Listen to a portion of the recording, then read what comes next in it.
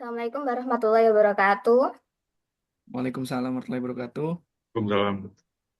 Kami dari kelompok E akan mempresentasikan hasil laporan kami dengan judul Analisis Data Transaksi Coffee Shop, Clustering Kamins, Evaluasi Sales Score, dan Interpretasi AI.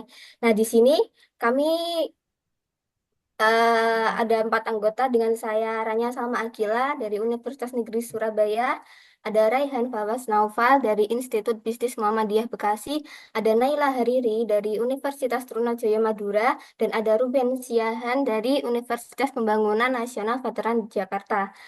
Dan di sini juga kami bersama dengan mentor Cynthia Devi Retno Palupi. Oke, selanjutnya. Nah, untuk bab ini dimulai dengan deskripsi proyek. Pada proyek ini fokus pada segmentasi pelanggan coffee shop melalui analisis data transaksi menggunakan metode Cummins. Nah, tujuan utamanya itu untuk mengidentifikasi segmen pelanggan berdasarkan pola pembelian mereka. Proses clustering ini dilengkapi dengan evaluasi menggunakan Silver Score untuk memastikan kualitas segmentasi. Selain itu, interpretasi hasil dilakukan menggunakan LLM, memberikan wawasan mendalam terkait karakteristik setiap segmen pelanggan.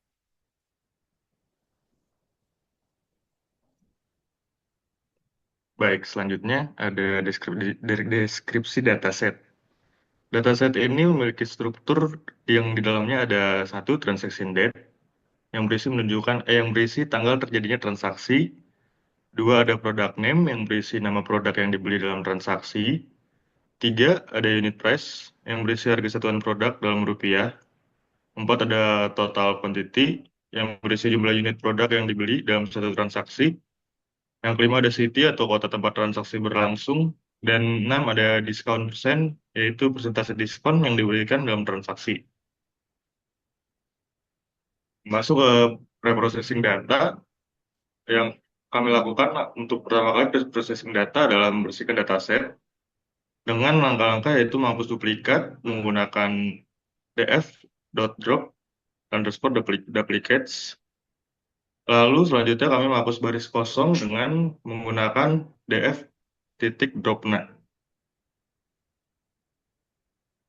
Oke, selanjutnya kami menambahkan kolom baru. Kolom apa saja yang kami tambahkan? Kolom yang kami tambahkan ada kolom total sales, ada kolom average price per unit, ada kolom month, dan ada kolom day of week. Selanjutnya, kami melakukan normalisasi data. Kami melakukan normalisasi data dengan menggunakan min-max scaler untuk menormalkan fitur numerik yang agar berada dalam rentang 0 sampai 1. Berikutnya, kami melakukan pengecekan distribusi sekaligus visualisasi distribusi data setelah preprocessing dengan menggunakan pair plot dan hasil visualisasi distribusinya ada di slide selanjutnya. Nah, ini adalah hasil distribusi data setelah preprocessing dengan pair plot. Nah, untuk distribusinya sendiri bisa kita lihat di histogram pada diagonal ini. Unit price memiliki distribusi yang cenderung merata. Hanya ada satu titik yang mungkin memiliki puncak yang berbeda.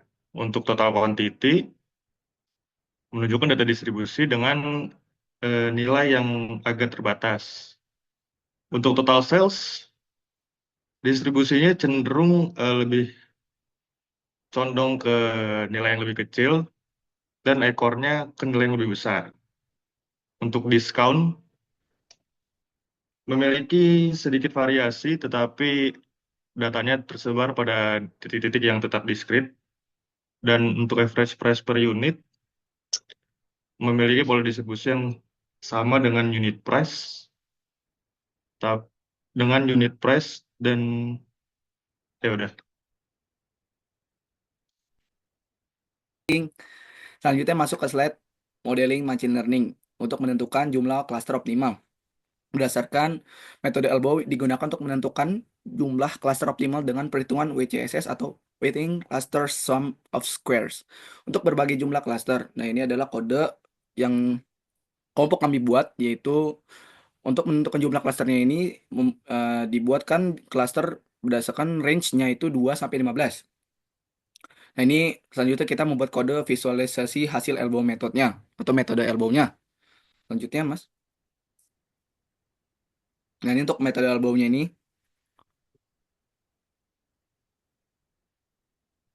Halo, Mas. Nah, untuk metode elbow-nya ini,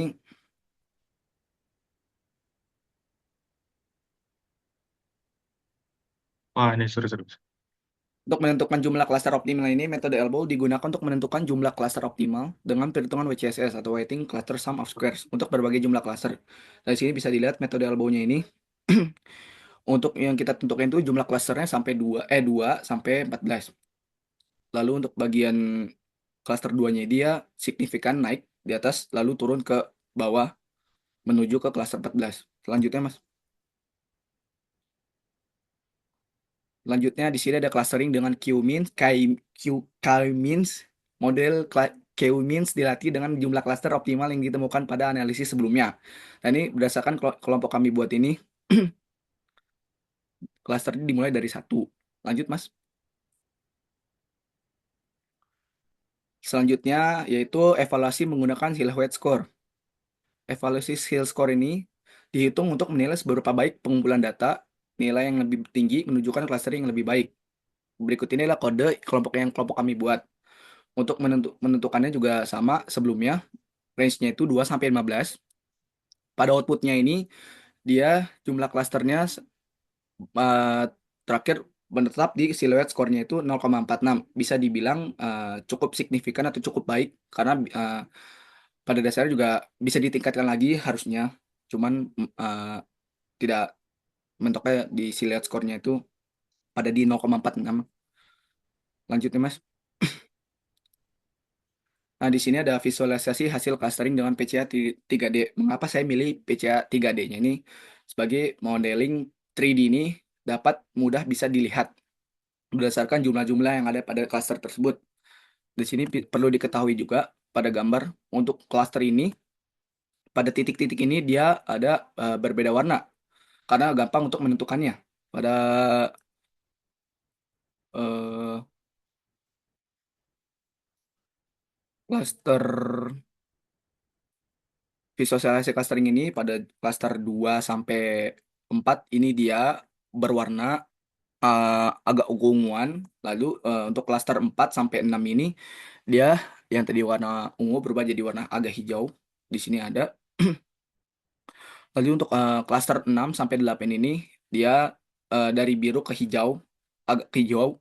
Lanjut untuk cluster 8 sampai 10 ini dia agak hijau terang. Lanjutnya klaster 10 sampai 12 itu dia hijau ke kuning-kuningan. Lanjut ke klaster 12 sampai yang klaster terakhir, klaster 14 itu dia hasilnya warna kuning. Ada yang ada pada di visualisasi hasil clustering dengan PCA ini. Belum, Mas. Belum. Lanjut. Nah, untuk selanjutnya untuk menganalisis mendalam per cluster ini bisa dilihat untuk cluster pertama ini dia karakteristik pelanggannya rata-rata penjualannya 0,61, jumlah transaksi 73 itu menandakan bahwa dia adalah balance. Lanjutnya cluster 2 karakteristik pelanggan rata-rata penjualannya 0,33, jumlah transaksinya 54 itu bisa disimpulkan juga balance. Cluster 3 karakteristik pelanggan rata-rata penjualan juga 0,25, jumlah transaksinya 54 ya, bisa dibilang balance. Cluster 4 karakteristik pelanggannya rata-rata penjualannya 0,70, jumlah transaksinya 70 itu menandakan bahwa dia balance. Cluster 5 karakteristik pelanggan rata-rata penjualannya 0,02, jumlah transaksi 39 itu menandakan bahwa dia belum balance, masih bisa perlu diperbaiki lagi. Untuk cluster 6 karakteristik pelanggannya rata-rata penjualannya 0,13, jumlah transaksinya 41 itu dia menandakan bahwa dia belum balance, masih bisa dinaikin lagi. Cluster 7 karakteristik pelanggan rata-rata penjualannya 0,07. Lalu untuk jumlah transaksinya 62 itu dia menandakan bahwa dia belum balance atau masih bisa diperbaiki lagi. Lanjutnya klaster 8 karakteristik pelanggan rata-rata penjualannya ini 0,31, jumlah transaksinya 62. Itu berarti dia menandakan bahwa dia sudah balance. Klaster 9 karakteristik pelanggan rata-rata penjualan 0,44, jumlah transaksinya 56. Itu dia menandakan bahwa dia balance. Klaster 10 karakteristik pelanggan rata-rata penjualan 0,48, jumlah transaksi 62. Itu dia menandakan bahwa dia balance. Klaster 11 karakteristik pelanggan rata-rata penjualan 0,18, jumlah transaksinya 56. Itu dia menandakan bahwa dia belum balance. Klaster 12 karakteristik pelanggan rata-rata penjualan 0,41, jumlah transaksi 32. Dia menandakan bahwa dia balance. Klaster 13 karakteristik pelanggan rata-rata penjualan 0,95, jumlah transaksinya 29. Itu bahwa dia belum balance, perlu dinaikkan lagi. Klaster 14 karakteristik pelanggannya rata-rata penjualan 0,12, jumlah transaksinya 60, bahwa dia menandakan belum balance. Selanjutnya Mas. Nah, pada penjelasan visualisasi hasil clustering dengan PCA3 tadi, setelah mendalami analisis per klasternya tadi, tiap karakteristik, untuk menentukan jumlah klaster optimal, pelanggan dikelompokkan ke dalam 4 klaster, dimulai dari yang klaster pertama. Nah, ini berikut adalah karakteristik tiap setiap klasternya. Klaster pertama tadi yang optimal, pelanggan baru dengan rata-rata penjualan rendah dan frekuensi transaksi rendah. Jadi dia balance ya. Klaster 2, pelanggan reguler dengan penjualan stabil dan loyalitas tinggi. Lalu klaster 3, pelanggan premium dengan penjualan tertinggi dan transaksi paling sering. Nah, itu juga dia balance. Klaster 4, pelanggan diskon yang membeli diskon produk dengan volume besar namun jarang. Lanjutnya. Nah, untuk interpretasi hasilnya di sini bisa lihat dari tiap klaster. Di klaster pertama sampai 14.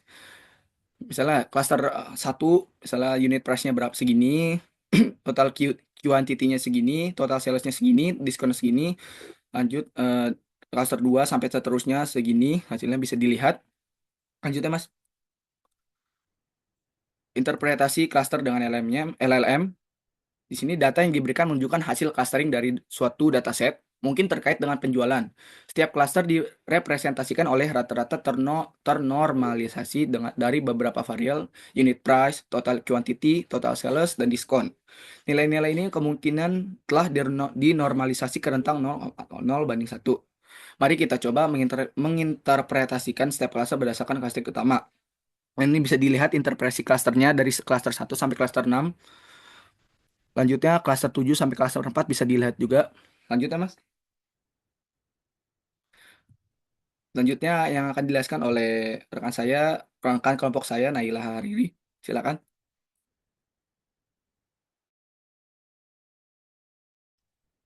Selanjutnya, slide ini insight dari LLM. Ada AI memberikan interpretasi mendalam tentang karakteristik setiap cluster. Hasil clustering menunjukkan peluang strategi bisnis seperti fokus pada promosi cluster, premium, atau peningkatan margin pada cluster diskon. Next.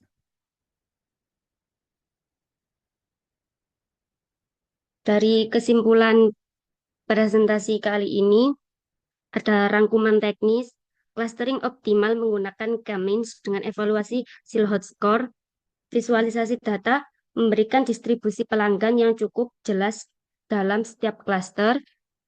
Kemudian kesimpulan dalam wawasan bisnis, identifikasi segmen pelanggan memungkinkan strategi pemasaran yang lebih terarah, potensi untuk meningkatkan pendapatan melalui penyesuaian strategi berdasarkan hasil clustering.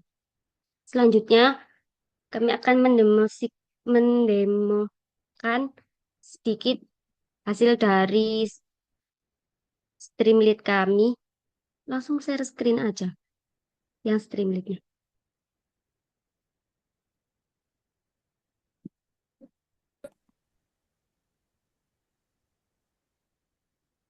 Ini ada kode dari Streamlit kelompok kami yang dijalankan di Python. Ada beberapa langkah juga. Kita langsung masuk ke tampilan Streamlit-nya. Jadi ini nanti kita running, kita jalankan, dan akan masuk ke localhost. Langsung ke localhost-nya. Nah, untuk tampilan awal stream lead-nya kita menggunakan judul analisis data transaksi coffee shop dengan clustering dan AI. Dan langkah pertamanya kita model itu, masukkan APK. Jadi nanti di sini itu ada model kayak dimasukin password gitu, yaitu APK kita. Terus nanti kalau udah dimasukin, kita bisa lanjut ke langkah kedua, yaitu unggah dataset. Bisa di-scroll. Kalau stop. Kalau udah datasetnya udah diunggah, nanti di sini bisa dibaca datasetnya. Kalau muncul tulisan data berhasil dimuat, berarti udah sukses. Terus nanti masuk ke langkah ketiga yaitu preprocessing data. Untuk preprocessing data ini, di sini yang muncul itu data yang udah selesai kita preprocessing di Python tadi. Jadi udah kita hapus kolom yang kosong dengan menggunakan DF tadi, terus menormalisasikan data-datanya. Jadi semua di sini itu udah kita pre-processingkan. Kemudian kita lanjut ke langkah yang keempat. Oke, untuk selanjutnya yaitu langkah 4, evaluasi Silhouette Score. Nah, di sini menampilkan skor untuk setiap jumlah klaster dari 2 hingga 15. Nah, ini untuk hasilnya evaluasi Silhouette Score-nya. Bisa dilihat di layar. Lalu selanjutnya yaitu langkah 5, clustering dengan PCA. Nah, di sini pilih jumlah klaster antara 2 sampai 15. Nah, di sini memilih 3. Nah, visualisasi klasternya itu berarti dengan 3 klaster ya. Lalu langkah ke-6, interpretasi AI. Di sini menampilkan ringkasan klaster. Menampilkan ringkasan klaster dari hasil clustering dalam bentuk tabel, di mana untuk setiap klaster tampilkan rata-rata dari setiap fitur numerik yang relevan. Ini memberikan gambaran umum mengenai karakteristik setiap klasternya. Lalu ini ada tanya jawab dengan chatbot. Di sini sebelumnya ini belum ada pertanyaan. Lalu ini saya kasih satu pertanyaan yaitu tentang apa klaster dengan penjualan tertinggi. Nah, si AI-nya sendiri itu menjawab berdasarkan data yang diberikan, klaster 3 memiliki penjualan tertinggi. Nah, begitu